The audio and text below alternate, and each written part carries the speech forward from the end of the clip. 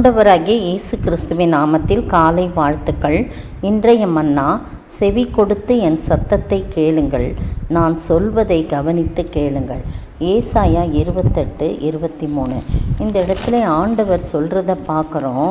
யாரை பார்த்து சொல்கிறாருன்னு சொல்லும்போது, எருசலேமில் உள்ள இந்த ஜனத்தை ஆளுகிற நிந்தனைக்காரரே, கர்த்தருடைய வார்த்தையை கேளுங்கள் என்று சொல்லி ஏசாயா தீர்க்கன் மூலமாக இந்த 28 ஏசாயா அதிகாரத்தில் 14ஆம் வசனத்தில் சொல்லி அப்படியே நிறையா சொல்கிறாங்க. நீங்கள் மரணத்தோடைய உடன்படிக்கையும் பாதாளத்தோடைய ஒப்பந்தம் பண்ணினோம், வாதை பெருவளமாய் புரண்டு வந்தாலும் எங்களை அணுகாது, நாங்கள் பொய்யை எங்கள் அடைக்கலமாக்கி மாயையின் மறைவிலே வந்து அடைந்தோம் என்கிறீர்களே. ஆனால் கர்த்தராகிய ஆண்டவர் என்ன உரைக்கிறார்னா, இதோ அஸ்திபாரமான ஒரு கல்லை நான் சீயோனில் வைக்கிறேன், அது பரீட்சிக்கப்பட்டதும் வெளியேறப்பட்டதுமான திட அஸ்திபாரம் உள்ளதான மூளைக்கல்லாக இருக்கும், விசுவாசிக்கிறவன் பதறான் என்று சொல்லப்பட்டிருக்குது. பாருங்கள், இதெல்லாம் இயேசு கிறிஸ்துவுக்கு முன் அடையாளமாக ஆண்டவராகிய கர்த்தர் ஏசாயா தீர்க்கன் மூலமாக சொல்கிறார்.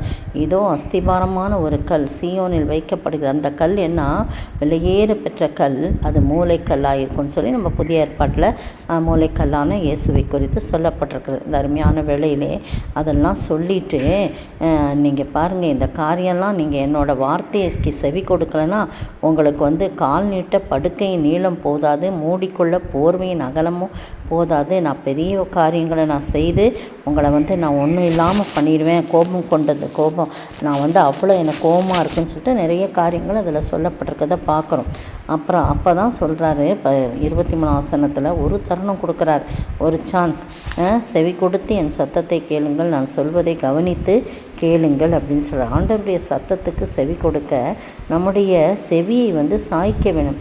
நாம் அவரிடத்தில் விண்ணப்பிக்கும் போது நம்முடைய சத்தத்தை கேட்கும்படியாக அவர் தமது செவியை சாய்க்கிறவராக இருக்கிறார். அப்போ நம்ம அவர்களுக்கு செவி கொடுத்து அவர் சத்தத்தை கேட்கும்போது நம்ம சொல்கிறத அவர் சொல்கிறத நம்ம கவனித்து கேட்கும்போது அவர் நாம் சொல்கிறத கவனித்து கேட்பார். பாருங்கள், அதில் எல்லாமே சொல்லிவிட்டு அவனுடைய தேவன் அவனை நன்றாய் போதித்து அவனை உணர்த்துகிறார் அப்படின்லாம் சொல்லிவிட்டு என்ன கடைசியாக எப்படி முடியுதுன்னா, இந்த 28ஆம் அதிகாரம் 29ஆம் வசனம், இதுவும் சேனைகளின் கர்த்தராலே உண்டாகிறது, அவர் ஆலோசனையில் ஆச்சரியமானவர், செயலில் மகத்துவமானவர் என்று சொல்லப்படுது. ஆண்டவர்கிட்ட அவர் ஆலோசனையில் ஆச்சரியமானவருக்கு பேர் என்ன, ஒரு பேர் அவருடைய நாமங்களில் அவர் ஆலோசனை கர்த்தர் அப்படின்னு சொல்லப்பட்டிருக்கு. அவர் ஆலோசனையில் ஆச்சரியமானவர், செயலில் மகத்துவமானவர். எனவே அவருடைய சத்தத்துக்கு நாம் செவி கொடுத்து அது அவர் சொல்வதை கவனித்து கேட்கும்போது மட்டும்தான் நமக்கு வரக்கூடிய இந்த சாபமான காரியங்கள்லேருந்து நாம் விலக்கி கொள்ள ஆண்டவர் கிருபை செய்வார்.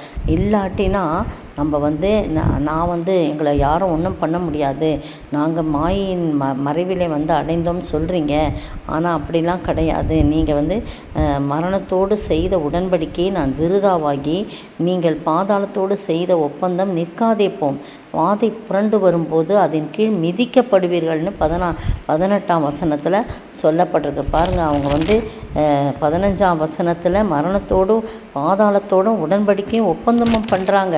வாதை பெருவெள்ளமாக புரண்டு வந்தாலும் எங்களை ஒன்றும் அணுகாதுன்னு.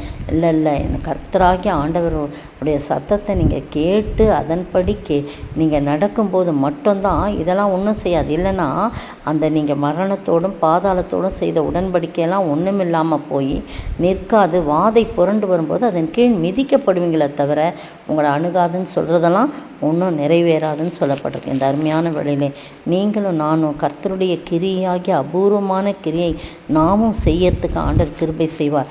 நமது வேலையாகிய அபூர்வமான வேலையை நிறைவேற்றவும் அவர் பெராசி மலையில் எழும்பினது போல எழும்பி கிபியோனின் பள்ளத்தாக்கில் கோபம் கொண்டது போல கோபம் கொள்வார். அப்போ நம்ம என்ன செய்யணும்னா, கர்த்தராகிய ஆண்டவருடைய சத்தத்தை கேட்டு அவர் சொல்வதை கவனித்து கேட்டு செவி கொடுக்கும்போது கர்த்தர் நம்மை ஆசீர்வதிப்பார்.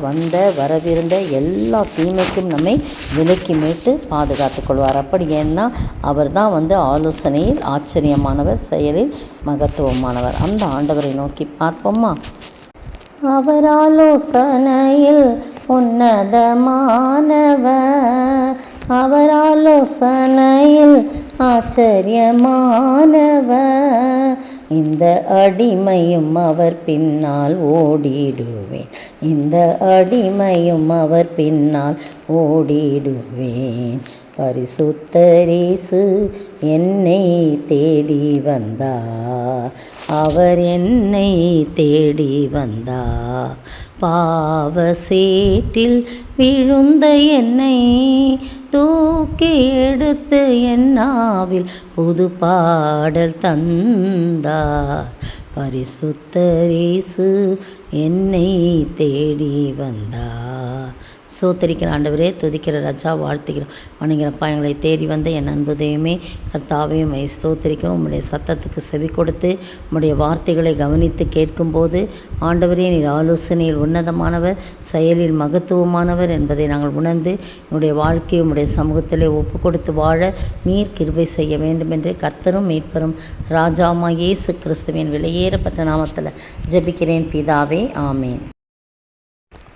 நேற்றைய பதில்: இவர்கள் தங்கள் அங்கிகளை ஆட்டுக்குட்டியானவருடைய இரத்தத்திலே தோய்த்து வெளுத்தவர்கள். வெளிப்படுத்தின விசேஷம் 7ஆம் அதிகாரம் 14ஆம் வசனத்தின் பின்பகுதி. இன்றைய கேள்வி: எதை எடுத்து எதினால் நிரப்பி எங்கே கொட்டினான்? எதை எடுத்து எதினால் நிரப்பி எங்கு கொட்டினான்?